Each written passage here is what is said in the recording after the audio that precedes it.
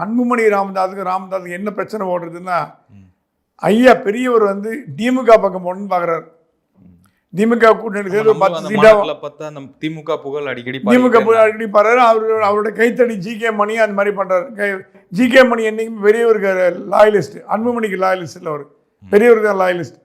அவர் எங்கே சிஎம் எங்கே புகழணுமோ அங்கே புகழ்றாரு. எல்லாம் வந்து டாக்டர் ஐயா சொல்கிறது பேச்சு கேட்டுட்டு. டாக்டர் ஐயாவுக்கு டிஎம்கே கூட போகணுன்னு ஆசை, அன்புமணி ராமதாஸுக்கு பிஜேபி கூட போகணுன்னு ஆசை.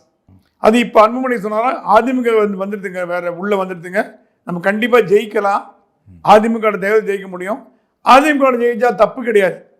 அதிமுக சாஃப்ட் இந்துத்துவ பார்ட்டி, அது ஒன்றும் தப்பு கிடையாது.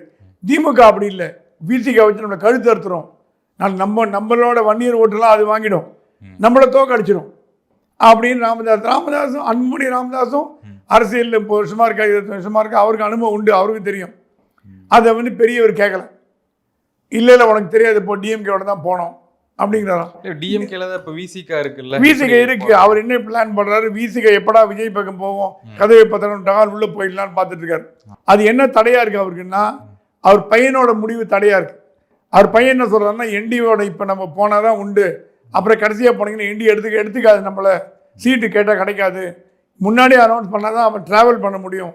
அவர் கரெக்டாக இருக்கார். சொல்கிறேன்னா, தேர்தலுக்கு கூட்டணி மாற்றினா கேவலமாக நினைக்கிறாங்கப்பா, நம்மளை பற்றி ஜனங்க ரொம்ப காரி துப்புறாங்கப்பா, வேணாம் அந்த மாதிரி பண்ண வேணாம், ஒரே கூட்டணியில் இருப்போம். இந்த வாட்டி நம்ம கூட்டணி ஜெயிக்க போகுது, ஒரு 10-20 எம்எல்ஏ வரட்டும், நமக்கு மோடி வர சொல்லியிருக்காரு, என்னையும் மந்திரி ஆகிறேன்ட்டாரு, எம்பி ராஜ்யசபா சீட் கொடுக்குறேன்ட்டாரு.